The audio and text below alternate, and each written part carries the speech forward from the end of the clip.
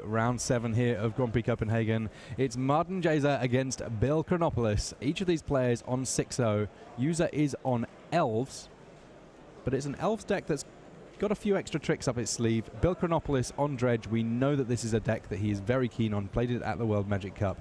Let's see how he fares against this latest version of Elves. Horizon Canopy into Elvish Mystic. Having to use Horizon Canopy early against some decks, that damage can really rack up fairly quickly. Against Dredge, it's actually not the main problem. You're not losing because you took a few extra damage. You're losing because you're just getting overwhelmed. And one thing that's going to be absolutely critical is whether Bill is in time to fire off a critical Conflagrate. Wow, what a start by Martin. Yeah, immediately second Elvish Mystic into a Heritage Druid, into Elvish Archdruid. Just an Insolent Neonate for now for Bill Chronopoulos. This Dredge deck with an Insolent Neonate early can go wide. Only one untapped creature for Martin, so he can't block because of the menace on that Insolent Neonate as it swings in.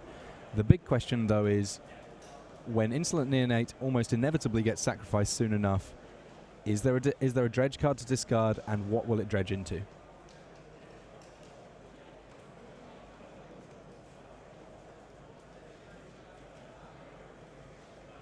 Chronopoulos from Team Conflagrease, so named because of the Conflagrates in this Dredge deck.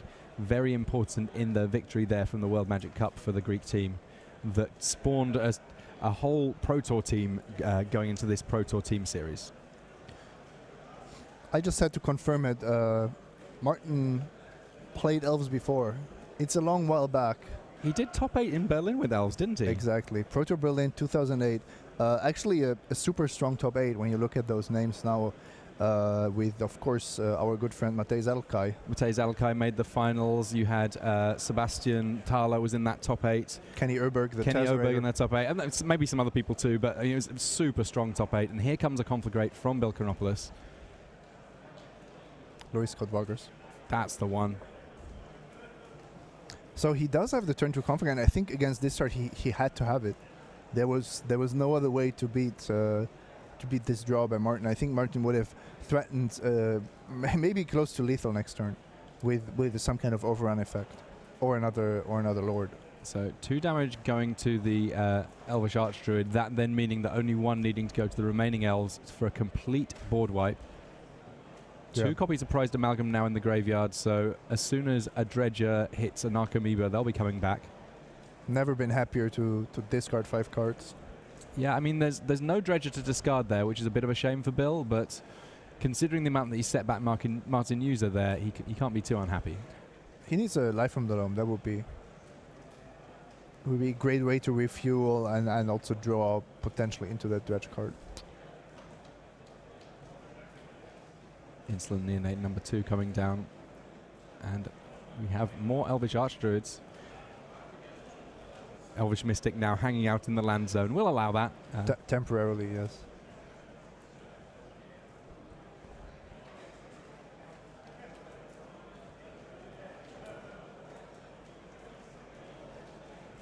Now, in terms of what the Dredge deck's trying to do, obviously, at some point it's going to need to start attacking, and we know that it can get a lot of Prized Amalgams into play. On the other side of things, though, with Elves, it does strike me as a deck that's able to gum up the board fairly well. How does Dredge fight through that? Well, the Dredge creatures just keep coming back. So the real problem is when the opposing creatures reach that 3 and 4 toughness mark, so that it becomes free to block Bloodghast and Prized Amalgams. You don't have infinite time because the Elves deck is not only defensive. If the pieces are assembled, you will get run over, literally run over. Referring, of course, to the overrun effect of Azuri Renegade Leader, something that ends game very, very quickly once you're able to start activating it. And now Martin already has 5 mana again. So, yeah, if there's a collected company here, he can fire it off, maybe even at the end of Bill's next turn. And because of that Elvish Archdruid that taps for mana equal to the number of elves in play, all of the 1 mana elves that Martin User casts this turn functionally feel like they're free in terms of his mana development, so no harm whatsoever in getting that Elvish Mystic on the board first in terms of what he wants to cast later on. Pendelhaven the next play there, so that can pump one of the 1/1 elves in play. Yeah, except that right now there are no 1/1 elves in play. The Archdruid is kind of trumping the Pendelhaven.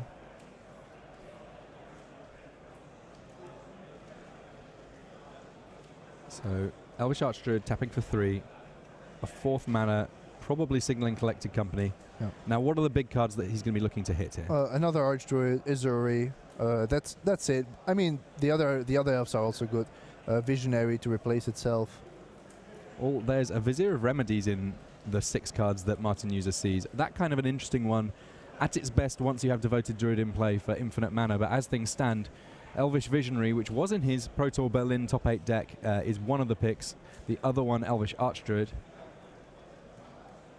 Still more mana available, allowing for Dwin's Elite, which will of course come along with an Elf Warrior token. And this is really great because now he has the double pump, double anthem up. No overrun effect yet, but next turn he has access to at least 2 cards with the help of a Horizon Canopy, and I think if we do the math, this might actually already be threatening lethal here. Most of the creatures on the board 3/3s, apart from that Dwin's Elite already a 4/4. So Martin has 10 power of creatures on, I think, 7 of them. So then if you add the 2 anthem effects, you get something like 22 damage. Enough for Bill Chronopoulos to scoop it up. Martin User picks up his first game here, 6-0 thus far. We will get back to this match soon enough, but first, these messages.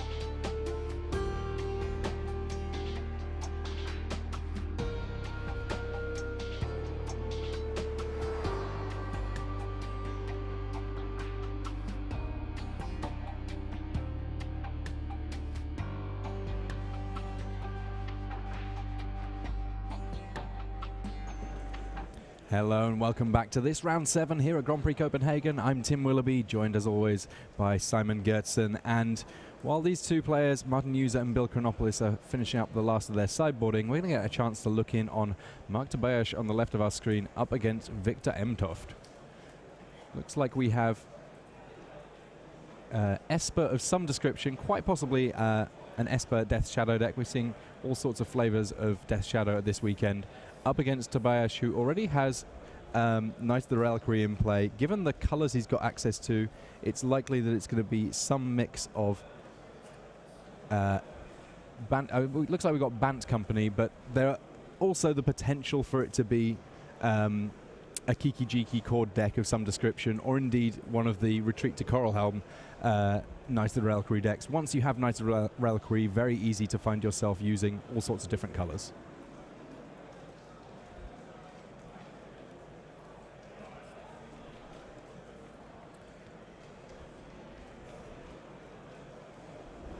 So this Esper list of Emtoft's kind of interesting here. It has been noted that with the likes of Darkslick Shores, probably less likely to have Death Shadow involved. But Lingering Souls has already done some great work. Plenty of Spirit tokens in play. And Mark Tobias, his life total getting assaulted from a number of angles. I'm actually quite sure that Mark Tobias is on Esper control. Because I heard that before the tournament that he was going. Yeah, I think the names are probably switched around here. And Victor Emtoft is the one that's going to be on the Retreat to Carolhelm Knight of the Reliquary build. Okay, well, I mean, we will look into that, but one way or another, Esper looking ahead here. Yeah, very much so. And I don't think it's a Death Shadow build. You don't really want to be Esper colored if you're planning to go with Death Shadow, and you just build this value control-ish kind of deck. Yeah, you can actually see that Tobias, he's wearing his team shirt with the German flag and his name on the shirt.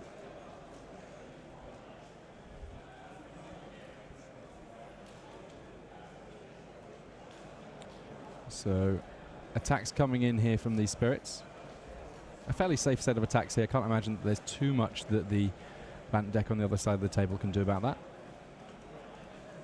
that. The big question is, for example, do you attack for 4 for maximum pressure, or do you attack for 3 because it's still a 2-turn clock? Looks like discretion the better part of valor here for Tobias, who of course another player in our feature match area this round who's having a fantastic season. Right at the last Pro Tour we saw great work from him. And our main match is now back underway. Given how important the first few turns are from these explosive decks, we don't want to miss too much here. Bill Chronopoulos starting with a Faithless Looting this time, putting Bloodghast and a copy of the Prized Amalgam. The Prized Amalgam, that's the one in the graveyard there. Of course, as soon as a land coming into play, that Bloodghast means that Prized Amalgam will come back. Just an Elvish Mystic on turn 1 from Martin User off of Pendelhaven there. Discarding Bloodghast and a Prized Amalgam is actually quite nice for the turn 1 Faithless Looting. It's not a dredge card, so that's the price you pay, but you do get quite a lot of value immediately. We actually haven't seen any cards with the word dredge on being either played or put into the graveyard yet by Bill Chronopoulos in this match. Maybe it's a new version. Dredgeless Dredge seems like a dangerous option. Lightning Axe there, letting an extra Prized Amalgam get discarded. Bloodghast coming back as a land gets played. And a Conflagrate getting played just with X is 0, simply to get it in the graveyard for later. Yeah, and you can tell here that Bill has a lot of experience playing this deck. Lightning Axe on a 1/1 is not a trivial play to make. Casting Conflagrate for 0 is not a trivial play to make.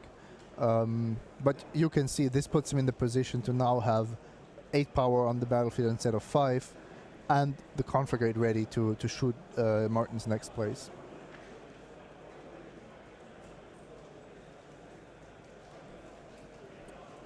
So User with a bit of thinking to do here. He's on 17, facing a potential 8 points of attacking and knowing that there's the potential for a big Conflagrate next turn. This is the problem. You want to now put as much mana onto the battlefield as possible. But if you do, it means you have, let's say, 2 creatures, and then they will just get picked off by Conflagrate. You're still losing. Maybe it buys you a turn, but ultimately you're being time walked by the opponent.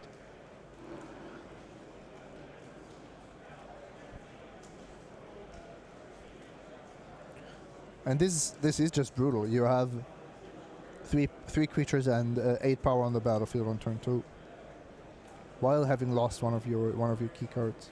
I guess the one consolation that Martin User can think about right now is while there is a Conflagrate in the graveyard, there are only 2 cards in hand currently for Bill Chronopoulos, 3 of course after the draw step. It's not as if there's lots of lands in that graveyard such that Life from the Loam can dramatically increase the hand size of Bill Chronopoulos here. It may be possible that if he casts a number of creatures he can hope to keep something around. And maybe just one Elvish Mystic and sit on the Pendelhaven. No, that could be an option. It's just, it doesn't feel great to keep mana up, to play defensively when you're actually that close to being killed. Selfless Spirit, the play there. One of the reasons that Elves has been looking at including whites for a little time now, Vizier of Remedies reinforcing the idea that a white splash is the good place for a splash to be. And Selfless Spirit is a nice card to have against Conflagrate. but only if you don't die in Bill's next attack step. So we might see something like Martin next turn blocking with his army, making everything indestructible. So not to prevent the conflagate altogether, but just to make it irrelevant for one turn.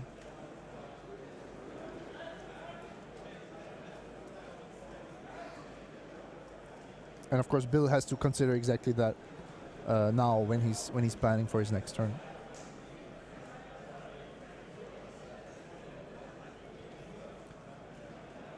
So it looks like Bill's figured out what he wants to do for this turn.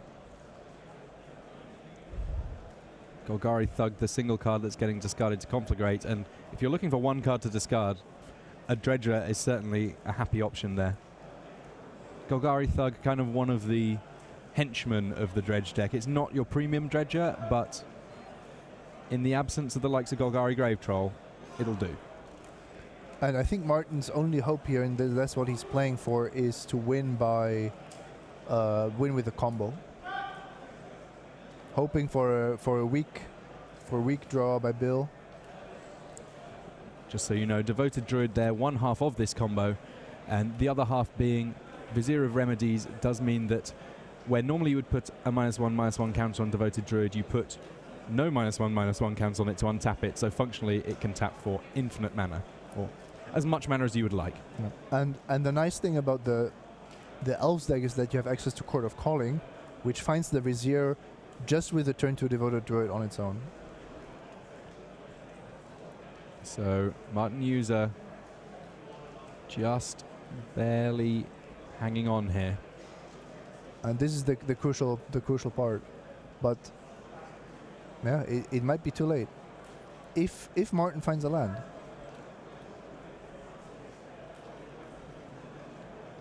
If Martin finds a land, he will be able to win this game on 1 life.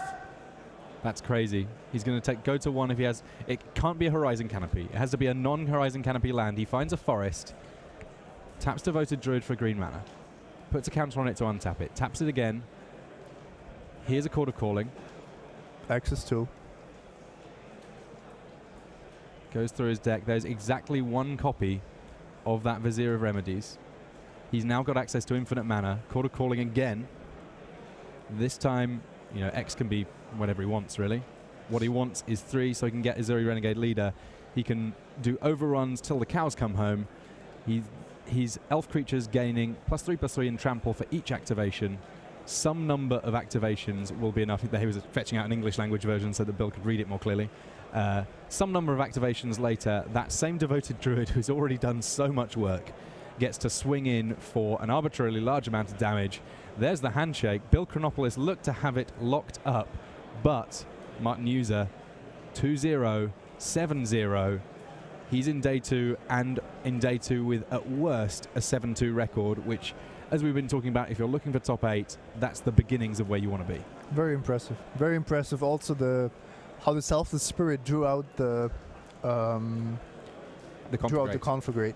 I'm wondering if Bill had more cards in hand at that moment. He had at least 1 more, but I can't quite recall what it was. I think he will have to rewatch this game and think about whether it would have been correct to discard more cards. Like discard just all of his cards, simply to make his clock as fast as possible. Well, we've got an interesting development in this matchup here with the Nightfall deck, Knight of the Reliquary and Retreat to Coral Helm, both on the battlefield at the same time. This meaning that every time a land comes into play, the Knight gets to untap. The Knight itself can tap, sacrifice a forest or a plains in order to fetch more lands and potentially get a big turnaround there. And this was still the game we left. Not quite sure if it ended up being enough, but Kessig Wolf Run to give trample is kind of the last piece of that puzzle, just to make sure that Knight of the Reliquary can get through. 13 life looks like an amount that should have been achievable for Victor Emtoft there. We got our names fixed up the correct way round now. We will just double check. Yeah, it looks like Victor Emtoft picked that one up. Yeah, that's what it looked like to me. He went into the combo, and somehow Mark, who was just so far ahead, in the time that we looked away, Victor must have drawn the retreat and went off. Yeah. Well, to grow his to grow his knight up to what would he have needed, like 17, 18, or well, you actually generate a lot of mana. So with the together with the Keswick Wolf Run, you actually don't need that many lands in the graveyard.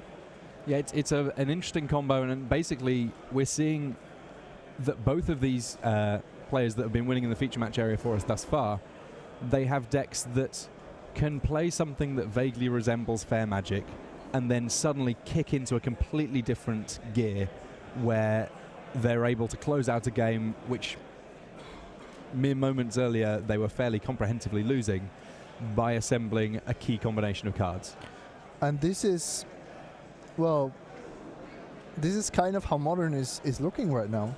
You have, because every deck can have some kind of unfair infinite combo in it, the most decks in the format will be also playing a regular game, which is something which historically we haven't seen.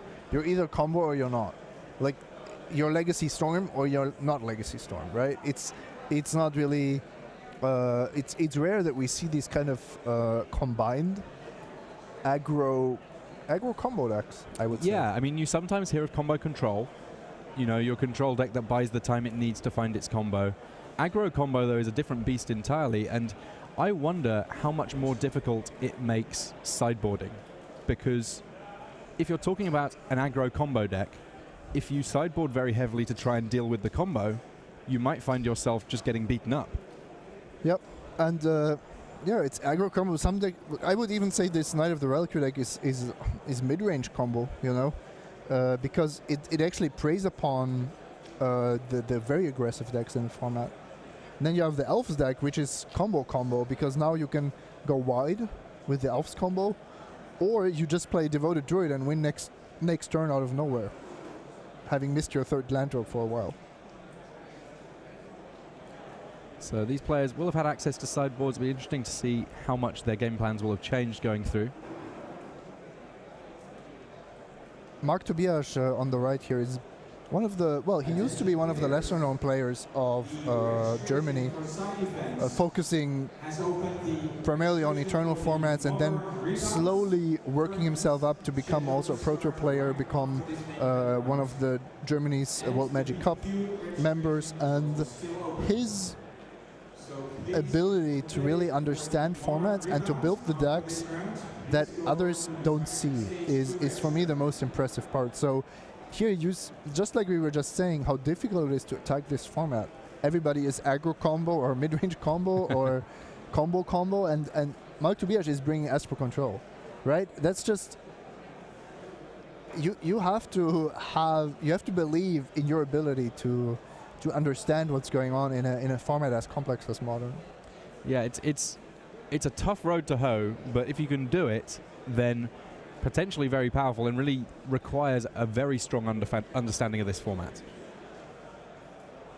Getting a chance to jump in on another match here. We've got Marcus Ewald. We know that a lot of you enjoyed watching his match earlier on with the As Foretold deck, and he's aiming to take a lot of turns. This game, he's up against Bant Eldrazi. The good news for him is, even though we saw him lose in round 4, I think it was, he's picked up a few wins since then. That was his only loss thus far. He has a suspended Ancestral Vision with 2 counters on and a Thing in the Ice with 4 ice counters on. Yes, he's lost one of his Chandras, but with Thing in the Ice in play, he has the potential to still win the game with more traditional beatdown, even if it is coming with a relatively untraditional creature. And Paul had to take the Chandra there because he would have come down and just killed the Thought Knots here. So it's almost like a natural predator. Yeah, there's a definite food chain when it comes to these cards in this matchup. And if there's the opportunity to take out the Apex Predator, you've got to take it. This is game 3. Plenty of time left on the clock, which is important because sometimes, certainly I know the taking turns deck can take a little bit of time to get things going, both in the taking up lots of turns sense, but actually just the running out the clock sense also. Bant Eldrazi, a little bit more explosive in winning the game if it gets the Reality Smasher draw with an Eldrazi Temple or 2. Yeah, but I've also seen a lot of long games with Bant Eldrazi. If you go more into the Eldrazi Displacer, Drowner of Hope kind of strategy, then it's actually one of the slowest decks of the format. Kind of intrigued to see how the matchup plays out after sideboarding here, because Marcus Evald, he knows that there's lots of beatdown decks around. He has a reasonable sideboard to deal with that. The sideboarded Thing in the Ice, important there. For those of you wondering about deck lists for especially this kind of brand new As Foretold deck, I spoke to Toby Henko, who's on our text coverage side of things. He said, if Marcus does well, we'll make sure to get a deck tech. But even if Marcus, for whatever reason, the wheels fall off at some point and he doesn't do quite so well, I've already got a photo of this deck list. I'll be sharing it on the Twitter, and the Magic Pro Tour Twitter will be retweeting that around. So you will be able to find the list of that. It sounds like we might be able to head across the other table shortly, but I kind of want to see what happens here for a little bit, if you like. I mean, any thoughts, Simon? I think it will take some time, just like the As Foretold deck tends to be not the fastest. I think we might just catch the rest of this game when we come back. All right, let's jump across to see our other match in progress. We will keep hearing back on what's going on this one, potentially jump around the magic of technology and so on and so forth. Mark Tobias now up against Victor Emtoft, down a game in surprising fashion in a way, and Jace Vrins for Prodigy, his early play here after having used discard and removal to deal with a number of Noble Hierarchs, which might mean that Victor Emtoft here a little short on mana. Actually, both of these were short on mana. We had Serum Visions, Inquisition of Kozilek, and Fatal Push all being cast. So these players were kind of stuck on mana both. And now I think we actually see what Mark is doing with his Esper deck. He's playing Esper Control, but he's playing Control Combo. Sweet. We like to make sure that everyone's got a combo, and we can see that there's already a Grizzlebrand in Mark Tobias's graveyard. Now, typically, when you're discarding a Grizzlebrand early, that's because you have a way of getting it back. One guess for me might be Unburial Rites, if you're running maybe a Gifts Ungiven package. We will find out soon enough, but one way or another, do not discount that Grizzlebrand as being out of this game. I would be expecting Goryo's Vengeance here. Oh, wow. It actually synergizes extremely nicely also with Jace Vrins Prodigy, because you get to return it to the battlefield, you get to activate it, and you get to flip it, or transform it, and then it doesn't get sacrificed. Interesting. So Grizzlebrand may well come back. There we can see Goryo's Vengeance. Very excited to see if that one turns out. I mean, of course, control combo, if you're just simply saying, well, with Grizzlebrand, I'm simply going to draw 7 and then be a control deck with 7 cards in hand. That's none too shabby. Doesn't necessarily need to be doing the full 20 in one go, though. I'm sure Tobias would not mind if he was able to. Path to Exile, dealing with Jace. That's an expensive Path to Exile. After you've been playing a game where both players missed land drops. Yeah, the dark side, of course, of missed land drops is that hands tend to have lots of powerful, more expensive cards once the lands start coming. And even just giving Mark additional lands when he has an active Tasigur is worth something. Tasigur getting stuck in there. And just a pass from Mark. Not unusual to see the control deck, once it's got a threat on the board, simply holding mana up to respond to whatever else is going from the other side of the table. Yeah, and Mark is very far ahead here. Ah, interesting. Bojuka Bog. Yeah, that one of the things with the Nightfall deck, because you have an ability to search up any non-basic land that you like with the Knight of the Reliquary ability, sometimes you see a few more unusual lands. I mean, Bojuka Bog coming into play and getting rid of an entire graveyard in one fell swoop. Victor might actually be ramping Mark to a hardcast Grizzlebrand. It's not it's not outside of the realm of possibility. And he still gets that Tasigur activation, so let's see what happens there. Well, now we know for sure Goryo's Vengeance is definitely a piece of this puzzle. Collective Brutality also being revealed there.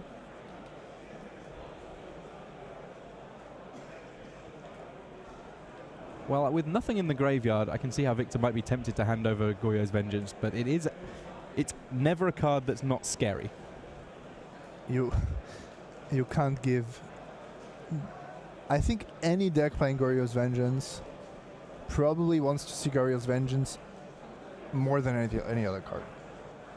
maybe there are some exceptions, but if you're playing a Glorious Vengeance deck, you want to see Glorious Vengeance. Wow. It's definitely one of the cards that changes the pace of the game. We've spoken about how Martin User was able to suddenly shift gears. We saw how Victor Emtoft was able to suddenly shift gears. To me, Goyo's Vengeance, in this sort of a deck from Mark Tobias, is the card that lets you do that.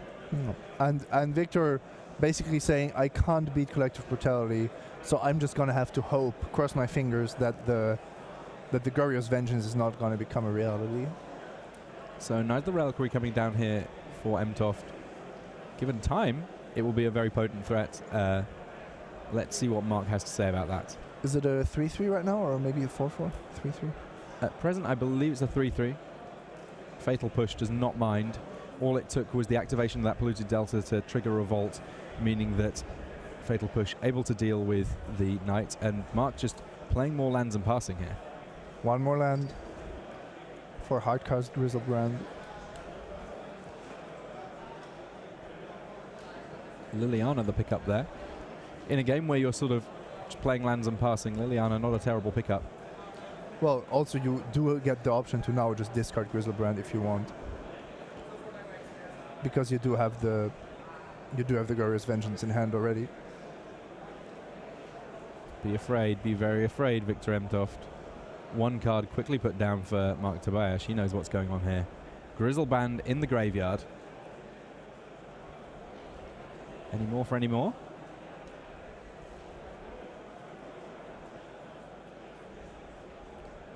We've seen this be a play good enough for Legacy, so in Modern, definitely can't hurt. Collect a company in response. Now, what do we think that Victor's hoping to hit here? Spellqueller. He finds a Knight and a Spellqueller. That will exile Goyo's Vengeance unless Mark has something to say about it. No. Big shifts in momentum here as each player is making haymaker plays here. Well, that was also a huge collected company. Probably the best you can dream up. You needed a Spellqueller, otherwise it would have been for nothing. And you got Knight, which has to be your second best hit at that point. At this point, I think Victor would almost prefer it if the Bajuka Bog was still in his deck so that he could find it with the Knight of the Reliquary. I can't imagine that there's two of them that he's working with, just simply so that he can keep things going. But removal means that Spellqueller killed off. Goyo's Vengeance does happen. Mark Tobias with enough life to be able to pay life to draw cards here. Pay 7, draw 7. At no point in Magic's history has being able to pay 1 life to draw a card, or 1 life per card, should I say, not been a very potent thing to do. But Mark can still lose here because he has already used his Liliana, which he had to. So now I think he might be soft to a retreat to Carlhelm. Yeah, the shield's somewhat down here. Discard spell. So Victor would have to top deck it. Yeah, there is the Thoughtseize chilling out in Mark Tobias' hand. Doesn't cast it. Maybe Tobias knows what's in Victor's hand.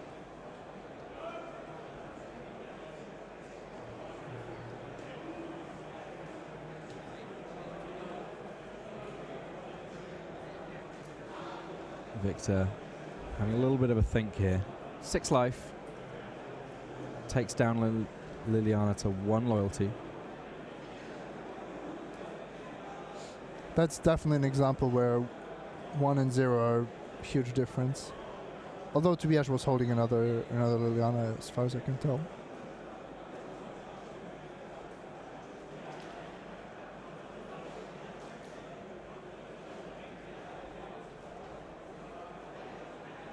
Serum Vision's coming from Mark here.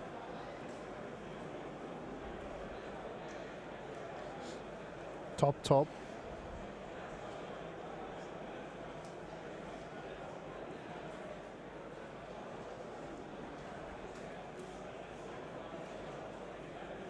Well, another Griselbrand will do it. Very precise, just revealing only 1 card. This is the Griselbrand. This is the Glorious Vengeance. should we play a third game? Well, Mark Tobias certainly thinks so.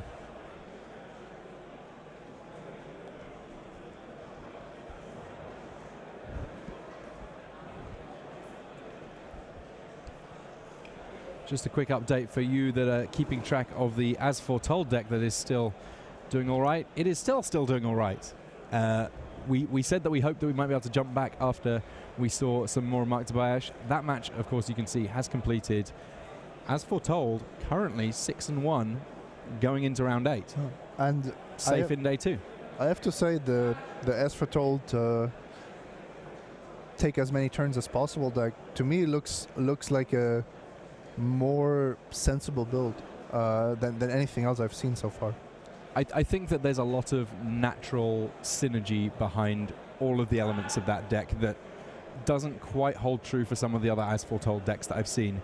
To me, a lot of the other As Foretold decks almost feel like Aethervile decks to me.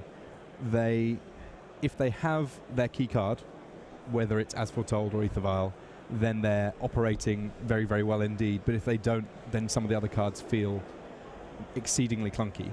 Now, yes, Wheel of Fate and not so much Ancestral Visions, but Wheel of Fate definitely doesn't feel exciting without As Foretold. But suspending things if you're planning on taking extra turns is still kind of okay. Exactly, and in this particular deck, if you draw the Fate Foretold late, even just casting one spell is probably enough to win the game because you can just follow it up with a Time Walk effect. And that kind of gets around this kind of limitation of one per turn. So overall, I have to say this has really impressed me. It's definitely a deck that I'm looking to load up on Magic Online and have some fun with and get a feel for. I actually have already played a fair amount of the Taking Turns deck, so to me this is a slam dunk. But I really hope that we get a chance to see some more of it tomorrow because it has now locked up its spot in Sunday play. All right, game 3 here from Mark Tobias and Victor Emtov. They've got about 13 minutes left on the clock, but we've seen both of these decks able to pull victory in a matter of a turn or two. So I don't think that they necessarily need to be too worried about time just yet, assuming that they can keep their opening 7s.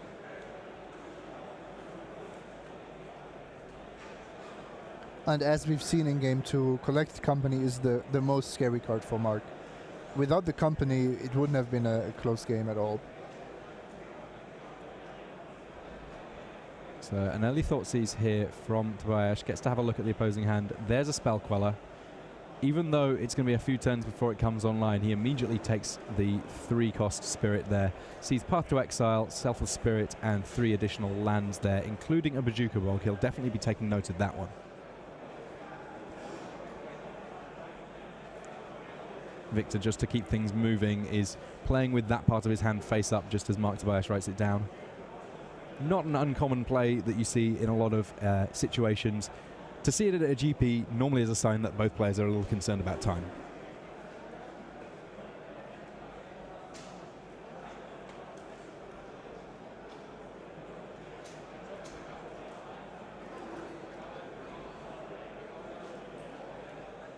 So Collective Brutality here aimed at the Selfless Spirit, but Escalate being used as well in order to get another look at that hand, take out Path to Exile. Now there's not so much action for Victor Emtov whatsoever. 3 lands, actually. One of those lands feels a little bit like a spell, but yes, 3 lands.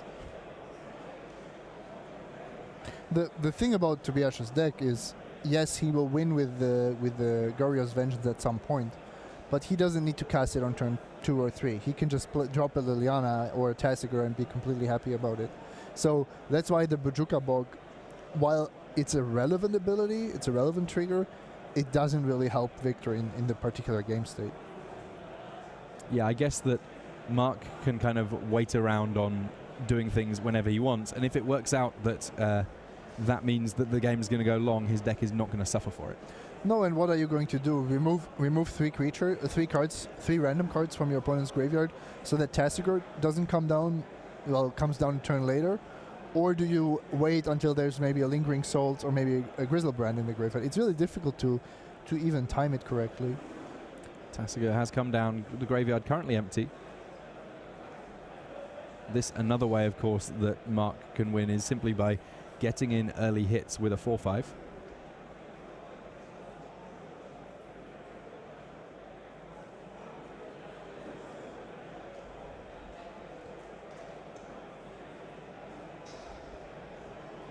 This Bant Collected Company, because it has the Knights of the Reliquary Retreat to Coral Helm combo, does occasionally end up getting red mana just to activate its Kessig Wolf Run, but even though Kessig Wolf Run in play now and there is red mana, we still think of it as Bant because it's not really about its red spells. Kazali Pride Mage there, the FNM promo version, not really a great blocker for anything that Tasigur has going on. Voice of Resurgence, the pickup there for Mtoft. That one is kind of interesting against the blue-black deck because, of course, it does mean that if Mark Tobias wants to be casting spells at instant speed, he's got a strong disincentive to do so. Every time an opponent casts a spell during your turn when it's in play or when it dies, Victor Mtoft will be getting an elemental token that they can get pretty large. And usually we see that the Voice of Resurgence prompts some kind of response.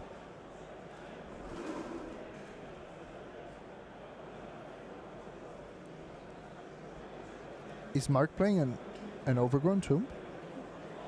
It looks like he is. I'm not quite sure what the green mana is for. Obviously, he doesn't need green mana to specifically for Tasigur, though he can use it for Tasigur. I'm guessing that there must be something, maybe like an Abrupt Decay or similar, just to give him additional removal, maybe?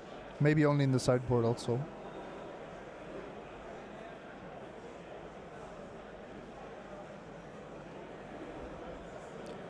Interesting choice there to give Mark the Grizzlebrand into the graveyard.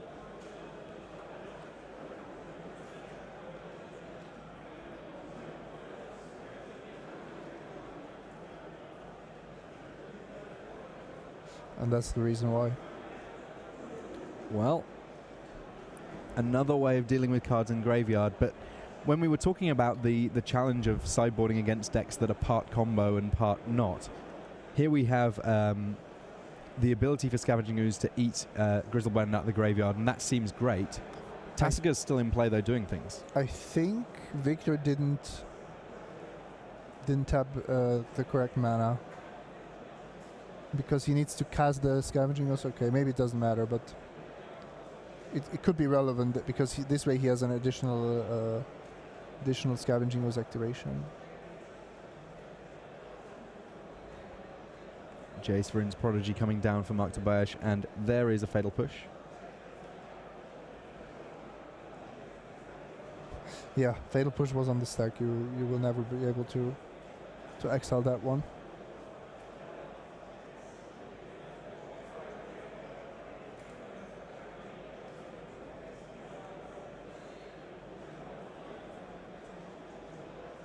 I think Mark doesn't really mind the Voice of Resurgence too much.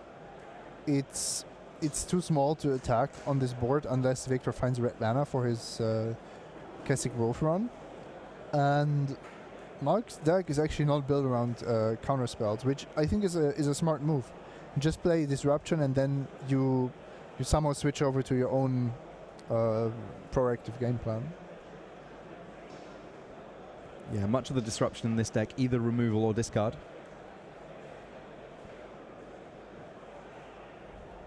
Which is good for us. It means we get to see a few extra permanents in play here and there. And indeed we get to get a sneaky peek at people's hands. Yeah, that's actually the best part. When you're doing coverage, discard spells and Gitaxian Probes are always the best. Ah, Obsidat Ghost Cancel there going to the graveyard.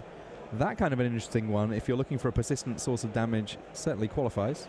And works very nicely with Goyo's Vengeance because you get to, at the end of your end step, exile it to its own ability, and then it will keep coming back, as opposed to having to do so with Goyo's Vengeance. There's only one exile zone, so it's a question of why it's going there.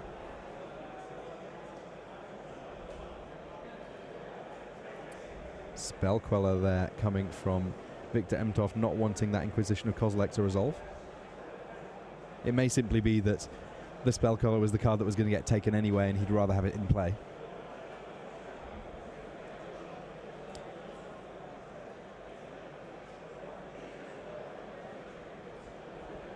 So a little over 5 minutes left on this clock.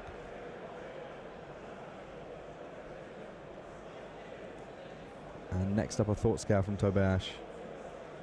Fatal Push in the land going to the graveyard. Draws another Thought Scour, so we may see second verse same as the first here. Attention GP players. Two more in the graveyard and finds himself a Grizzlebrand. Active player, please finish your turn. I wonder how often Mark actually casts Grizzlebrand in this deck. It seems possible for him to do so from time to time. Yeah, often when he reaches a point where he could cast it, he always finds out other ways to win. But I think depending on the matchup, it's certainly possible. Murderous Cut there, dealing with Spell Queller, and Unified Will was the card taken by Inquisition of Kozilek. A little bit of an unusual one, but if you're planning on having lots of creatures in play, then sometimes it's a very potent counterspell.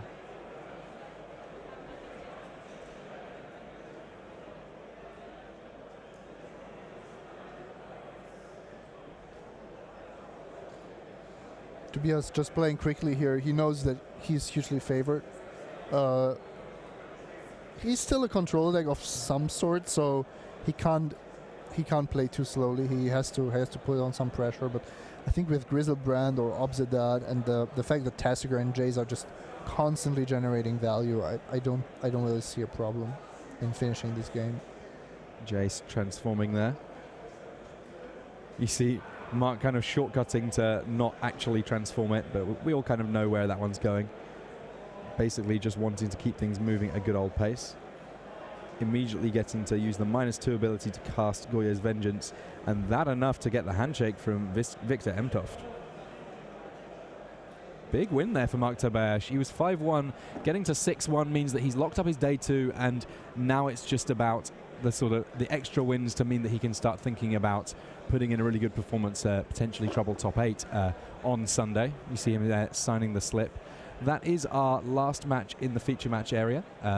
It was good to get the opportunity to see a few other decks doing their thing, and I think probably the coolest thing is that we saw a lot of big comebacks. Yeah, actually a lot of games looked lost from one side or the other, and then basically powerful synergetic cards, combo cards, turn it around. Yeah, I think that it's going to be something that players that are shaping up to play in modern tournaments in coming weeks and months really have to bear in mind now, that there was a point in time where some people played fair decks and some people played unfair decks. Now even the fair decks seem to be getting to do something a little bit unfair from time to time. And that really does change the face of how planning out your turns and which deck you're going to play is going to go. Changes the whole format, absolutely. But that is the end of our round 7. Stay tuned, we'll be back with you for round 8 soon enough. But first, these messages.